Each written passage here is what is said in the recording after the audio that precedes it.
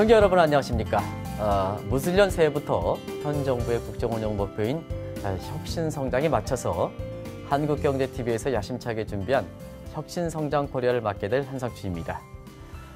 매주 한 번씩 시청자 여러분을 찾아갈 혁신성장 코리아는 현 정부의 국정운영 목표인 혁신성장을 국민 전체 곳곳에 알리고 기업에 파고들 수 있어서 실제로 한국 경제의 재도약을 위한 혁신성장의 밑거름을 될 수 있는 이러한 역할을 하도록 하겠습니다.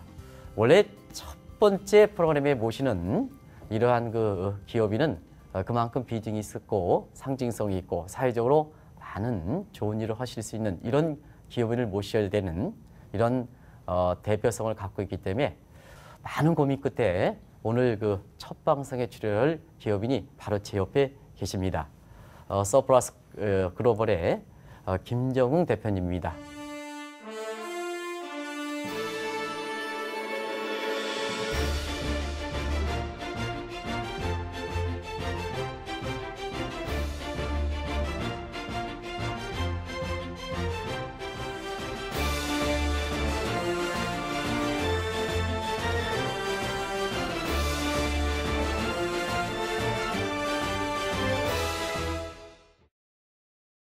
인사부터 하겠습니다.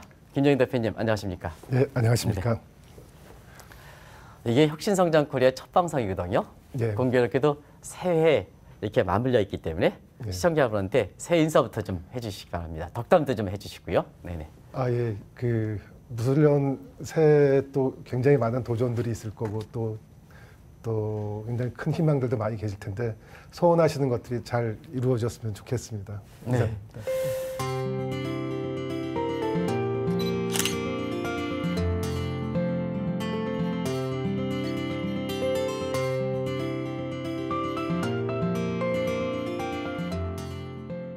서플러스 글로벌이 어떤 회사인지 좀 설명해 주시기 바랍니다. 예, 반도체 장비 시장이 한 50조에서 60조 정도 규모가 되던데요.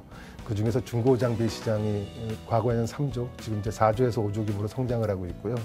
그 중고 장비 시장에 전 세계에 한 1000개의 플레이어가 있습니다. 예, 장비 메이커가 있고 또 리퍼비셔라고 또 네네. 장비를 수리하는 사람들이 있고 네네. 저희 같은 딜러들이 있는데 이 반도체 중고 장비 영역에서 전 세계 1위를 하고 있는 회사입니다. 네. 네. 반도체 중고라는 게 뭔지 좀 네. 이렇게 시청자분한테 설명 좀 해주시기 바랍니다. 네. 사실 이제 한국의 반도체 산업은 삼성전자와 하이닉스 같은 첨단 메모리 회사 중심으로 형성이 되어 있는데요. 네네. 그런 첨단 분야가 아니라 성숙 기술 분야도 상당히 규모가 큽니다. 여기 한국에도 약 300개 기업, 그리고 시장 규모는 5천억에서 7천억 정도 규모가 되고 있고요. 인원은 약 2,000명 정도가 이 인더스트리에 일을 하고 있는데 그 시장 규모나 아니면 인더스트리의 어떤 사람들이 고용을 창출하는 규모에 비교하면 상당히 알려져 있지 않은 분야라고 생각을 합니다. 네네. 일단은 가장 관심 있는 게 김 대표님이 창업 동기 이런 거 있지 않습니까? 그리고 이 서플러스 글로벌 왜 이렇게 명칭을 지셨는지 그런 것까지 좀 함께 좀 말씀해 주시기 바랍니다. 사실 고등학교 때 집안이 좀 많이 어려웠습니다. 네네. 그때 사업을 크게 해서 집을 일으키겠다는 생각을 그때부터 시작을 했고요. 네네. 당시에 이제 대우그룹의 김우주 회장님이 세상은 넓고 할 일은 많다 이런 책에 굉장히 많은 감동을 먹었습니다. 네네네. 그래서 한 6년 정도 준비하다가 네네. 마침 2000년 벤처붐이 한참 일었을 때 네네. 창투사 투자를 한 23억 정도 받아서 사업을 시작을 했고요. 회사 이름은 설립 당시에도 서플러스 글로벌이었습니다. 네네. 그 당시의 비즈니스 모델은 재고와 중고 장비를 글로벌하게 트레이딩하는 기업 간 전자상거래 모델이었는데 네네. 초기에는 그 목표로 시작을 했다가 후반기로 갈수록 이제 좀 특정한 분야로 집중을 하기로 했고 그래서 지금까지 반도체 중고 장비까지 이렇게 변화하게 되었습니다. 네. 대표님께서도 기업을 이렇게 오늘날 훌륭한 기업을 이끌기까지는 의형상 보면 사실 훌륭한 기업이다 하더라도 지금까지 온 기업 보면 여러 가지 좀 어려운 사례들이 많지 않습니까? 그래서 그런 어려운 사례들을 좀 시청자분한테 좀 설명 좀 해주시기 바랍니다. 2007년에 회사가 그 매출이면 100% 이상 성장을 해서 한 300억 정도 매출을 했습니다. 네. 네, 지나치게 이제 자만심이 생겨서 차입을 200억 이상 차입을 해서 그 투자를 했는데 네. 바로 이후에 이제 금융위기가 왔고요. 네. 금융위기 때는 뭐 저희 회사 뭐 망했다는 소문이 들 정도로 시장에서 굉장히 어려운 시간을 보냈는데 네. 뭐 이를 악물고 참아냈고 사실은 이제 그 금융위기 전에 전 세계에서 7등에서 8등 정도 했는데 네. 금융위기 이후에 끝나고 금융위기가 이제 마무리될 때쯤 보니까 갑자기 저희가 뭐 한 3위권 정도로 올라섰습니다. 이게 앞에 있던 회사들이 오히려 전화백이 됐네요. 네. 몇 개는 망해버리고 네. 두세 개는 망하고 또 두세 개는 또 뭐 그 큰 대기업인데 회사에서 그 사업에 대해서 축소하라는 지시가 내리고 그래서 갑자기 시장이 공백 상태가 됐고 그때 저희가 굉장히 공격적으로 투자를 해서 시장이 다시 빠른 속도로 성장할 때부터 주도권을 잡기 시작을 했습니다. 네.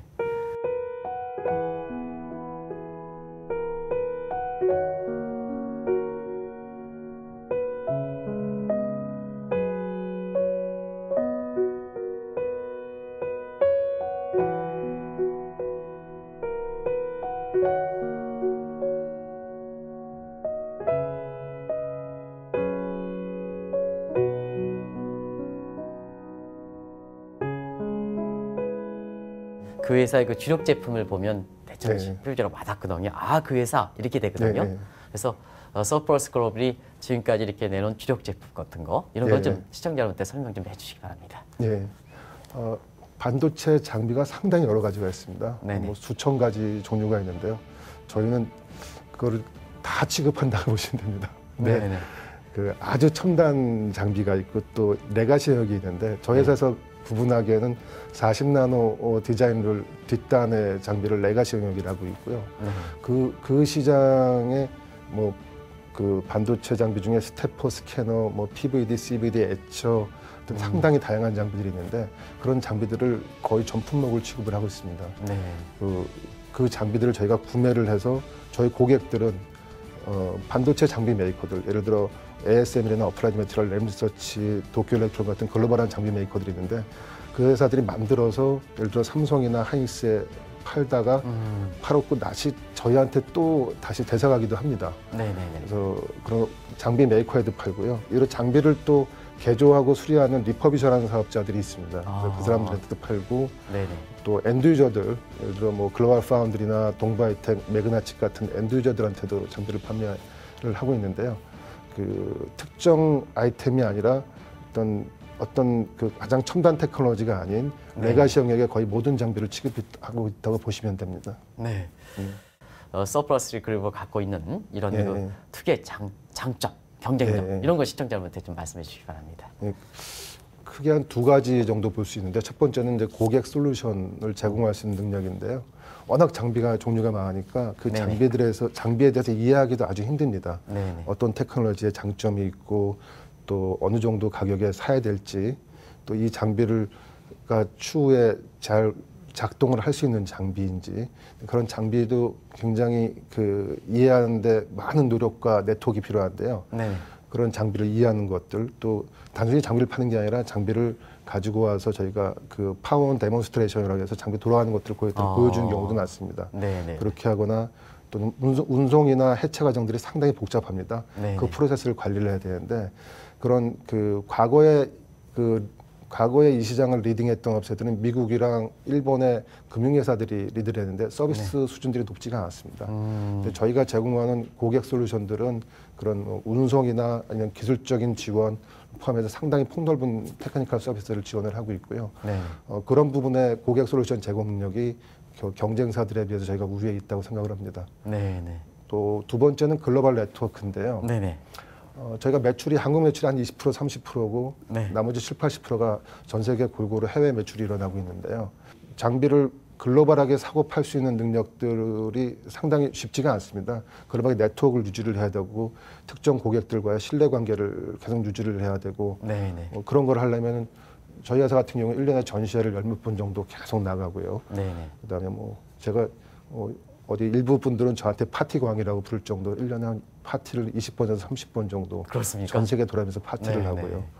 또 그 고객 데이터베이스로 그런 분들을 관리를 하고 있고 세일즈가 저희가 한 30명 정도, 전체 인원이 50여 명인데 그 중에 한 60%가량이 세일즈입니다. 그 세일즈 인원들이 네네. 한국, 미국, 대만, 중국 이런 4개국에서 네네. 그 굉장히 고객들을 직접적으로 대면하면서 접촉도 하고요. 여러 가지 이런 마케팅 믹스를 써서 글로벌 네트워크를 유지를 하고 있습니다. 글로벌 네트워크는 경쟁사 대비해서 훨씬 저희가 강력하다고 생각을 하고 있습니다. 네. 그리고 아까 이제 7에서 80% 매출액의 7에서 80%가 해외에서 이루어진다 그랬는데요. 예. 어떤 국가라든가 예. 어떤 지역에 그 수출하는지 이런 것을 좀 시청자분에 되면 예. 회사의 그 예. 서플러스 글로벌이 왜 글로벌이 붙었는가 하는 것은 예. 아실 수 있을 거로 생각하는데요.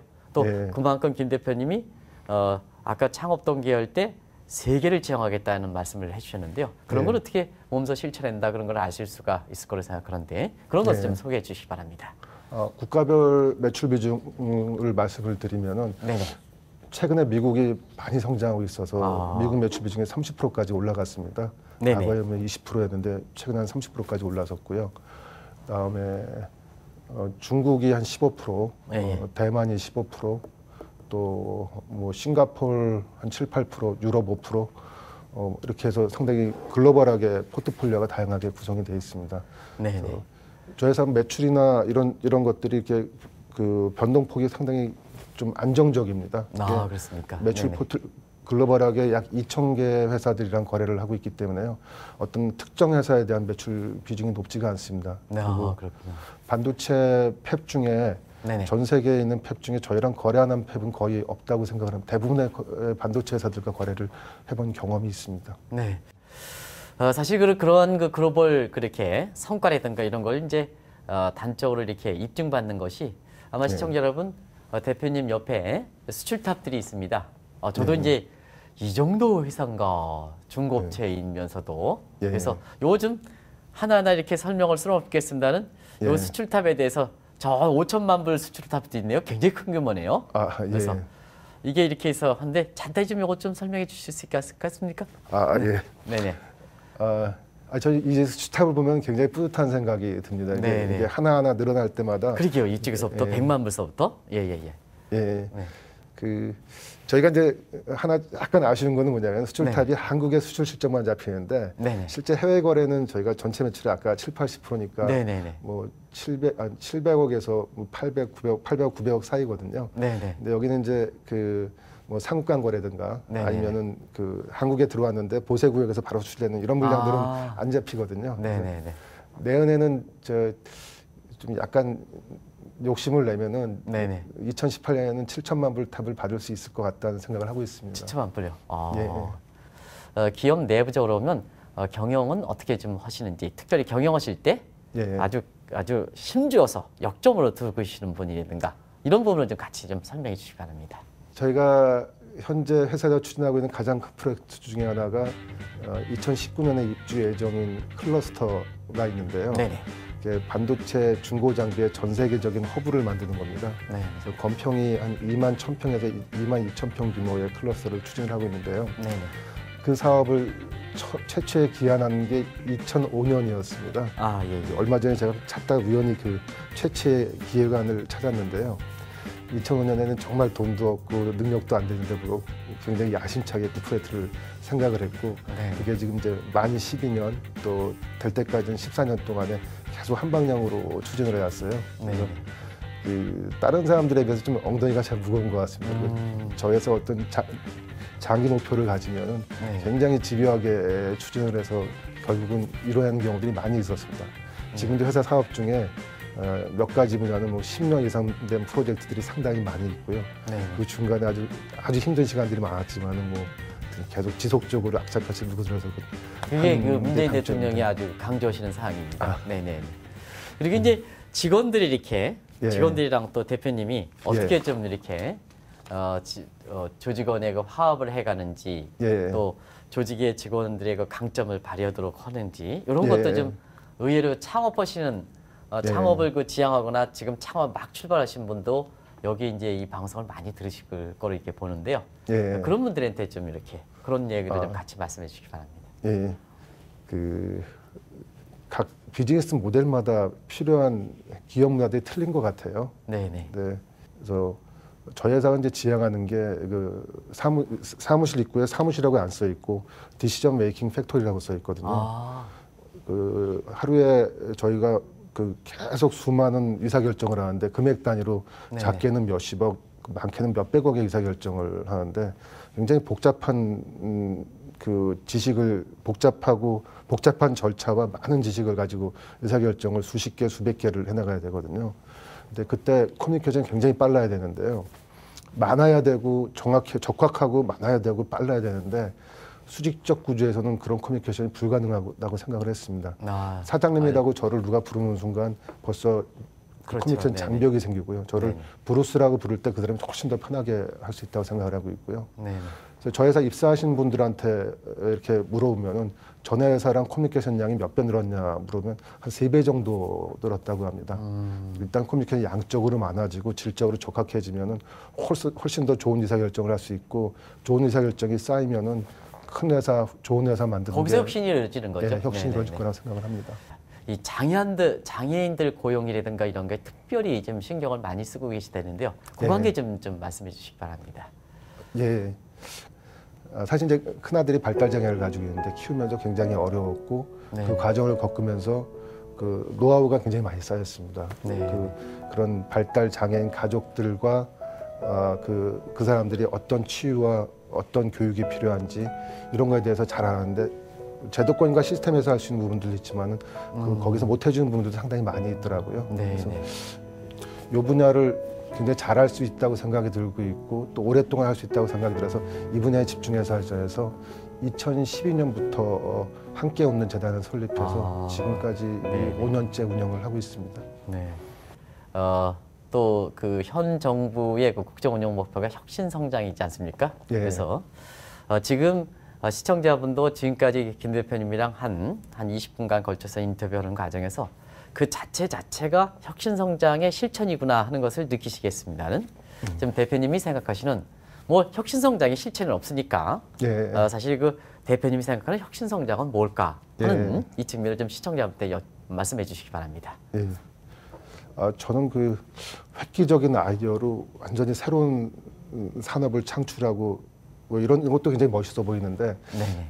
그런 것들은 굉장히 특별한 케이스라고 생각을 합니다. 네, 뭐 네. 구글이나 아니면 뭐 알리바바나 짧은 시간에 굉장히 빨리 성장한 회사들을 볼 수 있는데 그게 이제 아주 특수한 경우라고 생각을 하고 있고요. 실제 대부분은 굉장히 많은 오랫동안의 성찰과 축적이 있어야지 네. 혁신이 이루어질 수 있다고 생각을 합니다. 네. 근데 이제 시작할 때 어떤 관점으로 그런 혁신을 바라보고 그다음에 미래를 위한 성장을 준비를 할 것이냐가 굉장히 중요한데요. 이제 혁신 성장을 준비하신 분들은 대부분 공직에 계신 분들이라고 생각을 합니다. 네. 제가 지난 시간 동안 이렇게 공직에 계신 분들을 보면은 원래 뭐 이렇게 법이나 공직에 계신 분들은 과거를 기준으로 해서 어떤 정책이나 방향성을 수립을 하시는 것 같은데 산업 현장에서 제가 뛰는 사람 입장에서 보면 시대가 많이 바뀌었습니다. 네. 10년 전에 전 세계 시가총액 10대 기업 중에 지금 남아있는 회사들이 거의 없습니다. 그렇죠. 네. 그리고 요즘 이제 10대 기업은 뭐 애플이나 네. 뭐 구글, 페이스북, 아마존, 그다음에 알리바바, 텐센트 이런 IT 기업들이 올라왔거든요.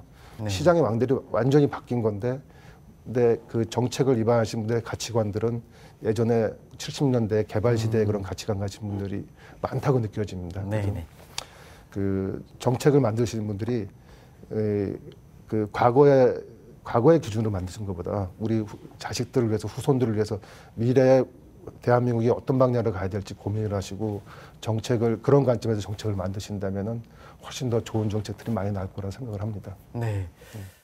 글이라든가 네. 이런 거 쓰시는데 굉장히 좀 관심이 있고 이러시는 네. 것 같아요. 그런 것 좀 지금 인문학이랑 같이 이렇게 겸해 주시고 네. 이런 게 좋지 않습니까? 예. 그래서 좀 그런 거를 좀 같이 그런 얘기 좀 말씀해 주시기 바랍니다. 예. 네네.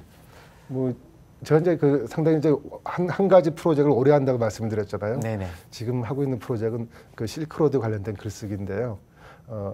이제 3년 전에 시작을 해서 그 우즈베키스탄을 다녀왔고 작년에는 시안, 올해는 몽골을 갔고 내년은 이제 카자흐스탄을 갑니다. 한 번 갔다 올 때마다 한 100페이지 정도씩 씁니다. 그렇습니까? 그래서 이제 10년 내년에 책이 한 권 나올 거고 10년이 지나면은 그 책이 한 3권 정도 나올 것 같은데요. 네. 글 쓰는 과정도 회사 경영이랑 아주 밀접하게 연관이 있습니다. 이 글을 쓰면서 사실 이제 예전에 그 처음으로 회사 경영을 할 땐 피터 드러커나 짐 콜린스나 이런 유명한 미국계 경영학자 책을 굉장히 열심히 읽었어요. 좀 뭔가 되게 허전하더라고요. 그리고 한국적 현실에 안 맞는 부분도 분명히 있었고요. 그래서 2000년대 중반부터 그 실크로드나 징기스칸에 관련된 책들을 상당히 많이 읽었습니다. 많이 읽으면서 외로 그 역사 공부를 하면서 글을 조금씩 쓰고 정리를 하니까 거기에 저를 대입해보고 내가 징기스칸이었으면 어떻게 했을까, 내가 티무르였으면 어떻게 했을까 이런 것들을 이렇게 상상을 하는 게 경영학적으로 회사 경영할 때 아주 큰 도움이 저한테는 됐습니다. 그래서 요즘은 이제 경영학책을 굉장히 적게 읽습니다. 그리고 그런 역사책을 많이 읽는데 그 읽고서 그 글을 쓰는 과정에 저 스스로 또 정리가 많이 돼요. 그 글 쓰는 과정 중에서 회사를 어떻게 경영하겠다, 아니면 또 인생을 더 롱텀하게 볼 수 있고 회사를 100년 기업을 어떻게 만들어야 될까 이런 것들을 대비하면서 생각하는 기회들이 상당히 많거든요. 그래서 저한테는 이런 글쓰기가 회사 경영이랑 굉장히 밀접하게 연관이 돼 있고 회사 경영한테 상당히 큰 도움들이 되고 있습니다. 반도체 슈퍼사이클 얘기를 많이 하는데요. 김 대표님 보시는 반도체 슈퍼사이클 국면 이런 게 사실 언제까지 지속될 것인지 나름대로 좀 생각하시는 것도 좀 말씀해 주시기 바랍니다. 그 작년에 반도체 업계 통틀어서 전세가 한 3천억 불 시장 규모가 4천억 불로 성장을 했는데요. 크게 성장했군요. 메모리는 한 60% 성장을 했고요. 그다음에 그 비메모리는 한 6% 성장을 했습니다. 그러니까 정확히 하면 20% 성장을 했는데 대부분의 성장의 드라이빙 포스는 메모리 쪽이었고요. 한국에서 얘기할 땐 그 반도체 메모리 쪽 중심으로 많이 얘기를 하시는데 물론 이제 중국 위협론이 많이 얘기되고 있습니다. 그리고 또 지금 메모리 회사들의 굉장히 공격적인 투자로 메모리 가격도 많이 떨어질 거다. 실제 올해 시장이 큰 요인 중에 상당히 많은 부분은 생산량이 늘어나서 그런 것보다도 그 판매 단가가 굉장히 높이 올랐습니다. 그래서 그런 부분에 영향을 기인했는데 이제 생산 캐퍼시티가 늘어나면은 판매 단가가 줄어들지 않을까라는 걱정들을 많이 하시는데 반도체가 지금 미세화되고 첨단화되면서 투자한 만큼 생산이 콱콱 늘어나지가 않습니다. 그래서 저도 뭐 그 메모리 회사에 계신 분들하고 자주 이야기를 하는데 생각보다 그 늘어나는 속도, 캐퍼가 늘어나는 속도가 더디고요. 반면에 수요는 굉장히 견조하게 비춰주고 있는데 지금 이제 수요들은 이런 과거에 이제 스마트폰이나 이런 부분의 수요도 상당히 중요한 수요지만은 뭐 데이터 센터나 이런 B2B 영역에서의 수요들도 상당히 많이 일어나고 상당히 곳곳에 다양한 곳에서 수요가 많이 일어나고 있거든요. 그 긍정론을 가지고 있고요. 이게 당분간은 작년에 올해 워낙 크게 성장을 해서 그 성장률이 그만큼 유지되지는 않지만은 이 정도의 마켓 사이즈가 당분간 유지될 거라고 저는 긍정적으로 보고 있습니다. 그렇군요. 아마 이렇게 이 대목에 있어서 증시에 참여하는 사람들이 가장 관심이 있거든요. 그래서 오늘 대표님께서 좋은 말씀, 신년에 특히 좋은 말씀을 좀 해주신 것 같습니다. 그리고 또 하나 궁금한 사항이 중국이 추격이 좀 만만치 않다 이런 얘기를 하거든요. 그런데 이제 관련돼 있는 이런 반도체 업계에 근무하시는 입장에서는 중국의 추격 같은 거 어떻게 생각하시는지 좀 말씀해 주시기 바랍니다. 장기적으로는 상당히 위협적인 존재가 될 건 확실합니다. 실제 중국이 그 반도체 산업의 성장률이 연평균 20% 정도 됩니다. 반도체 산업이 굉장히 여러 가지 분야가 있는데요. 뭐 그 반도체를 생산하는 파운드리가 있고, 뭐 메모리가 또 있을 수 있고, 팹리스, 패키징 여러 가지 분야가 있는데 현재 중국이 가장 강점을 가지고 있는 분야는 팹리스나 패키징 쪽의 강점을 가지고 있습니다. 이 시장에서는 이미 상당히 많은 시장 점유율을 확보를 했는데 이제 저희가 이제 관심 있는 부분은 메모리 분야에 관한 중국의 경쟁력이 있을 것이냐라는 부분인데 저는 거기에 대해서 좀 비교적 회의적으로 봅니다. 한국의 삼성전자나 하이닉스, 또 일본의 도시바, 미국의 마이크론 이런 4개사 중심으로 그 과점적인 시장 구조가 형성이 되어 있는데 그 시장 구조를 외부에서 들어오기가 상당히 어렵다고 보고 있고요. 생각보다는 중국이 메모리 산업 진입하는데 상당히 많은 시간이 걸릴 거라고 생각을 하고 있습니다. 그래서 아직까지는 위협적인 존재가 아니라고 판단을 하고 있습니다. 이 방송의 마지막 부분에 있어서는요. 네. 그 회사의 계획이라든가 네. 특히 상장회사 한 만큼 예. 그리고 개인적으로 대표님의 개인적인 계획이 있으시면 좀 예. 말씀해 주시기 바랍니다. 그 반도체 중고 장비에 저희가 시장의 주도권을 가지고 있기 때문에 파생시킬 수 있는 사업이 상당히 많다고 보고 있습니다. 네, 네, 네. 그래서 작년에 EQ 글로벌이라는 회사를 인수를 했고, 그건 반도체 부품 수리를 전문적으로 하는 회사인데요. 이런 중고 장비 플랫폼을 이용해서 확장할 수 있는 부분을 굉장히 공격적으로 검토를 하고 있습니다. 그래서 과거 10년 동안 CAGR 23% 정도 성장을 해왔고요. 앞으로 10년 동안 CAGR 20% 목표로 하고 있는데요. 네. 과거에는 저희가 순수하게 회사 자체 자금으로 회사를 키워서 이룬 성장률이고, 향후에는 M&A 같은 수단을 많이 도입을 하려고 합니다. 네네. 실제 작년에도 약 30개 회사 정도를 검토를 했었고요. 네네. 그다음에 올해도 상당히 많은 회사들을 현재 검토 중이고, 저희 회사한테 맞는 회사가 있다면은 장기적으로 시너지 효과가 확실히 나올 수 있다면 과감하게 투자를 해서 회사의 성장 동력을 계속 지속적으로 확보할 생각을 하고 있습니다. 네, 꼭 그렇게 말씀하신 대로 또 계획대로 이렇게 실천돼서 앞으로 김 대표님이 이렇게 생각하시는 그 목표를 좀 꼭 달성해 주시기 바랍니다. 고맙습니다. 첫 방송에 이렇게 어려운 자를 만들어준 데 나오신 데 대해서 한국경제TV의 임직원을 대신해서 제가 시청자분을 대신해서 감사하다는 말씀드리겠습니다. 고맙습니다. 예, 감사합니다. 예.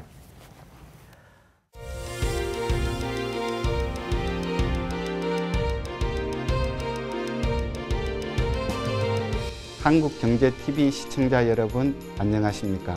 한국거래소 이사장 정지원입니다. 새로운 희망이 가득한 2018년 무술년 새해를 맞이하여 복 많이 받으시고 소망하시는 일 모두 뜻대로 이루어지시길 기원합니다. 지난 2017년 우리 자본시장은 대내외 불확실성이 높은 상황 하에서도 코스닥, 코스피 모두 그동안의 부진을 벗어나며 새로운 희망을 보여주었습니다. 새해에는 자본시장 본연의 기능이 충실히 수행될 수 있도록 코스피, 코스닥, 파생상품 등 시장별 특성에 맞는 발전 방향을 마련하여 추진하겠습니다. 우리 자본시장의 새로운 도약을 위해 한국거래소 임직원 모두 하나가 되어 열심히 하겠습니다. 시청자 여러분도 따뜻한 관심과 애정으로 지켜봐 주십시오. 새해 복 많이 받으십시오. 감사합니다.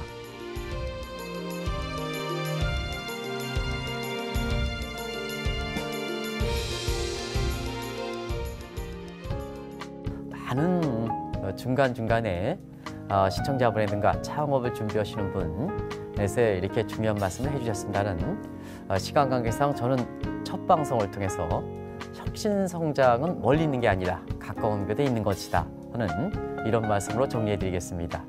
가장 쉬운 실천이 혁신성장이다 하는 말씀을 해주셨는데요. 이게 한국 경제 입장에서는 가장 필요한 덕목이 아닌가 하는 생각이 듭니다. 오늘 장시간 동안 이렇게 시청해 주셔서 고맙습니다. 다음 주에 좋은 기업인을 다시 모시고 혁신성장을 실천할 수 있는 방안이라든가 또 그분들이 이렇게 숨은 곳에서 혁신성장을 실천해가는 모습을 시청자분과 함께 다시 고민의 시간을 갖도록 하겠습니다. 고맙습니다.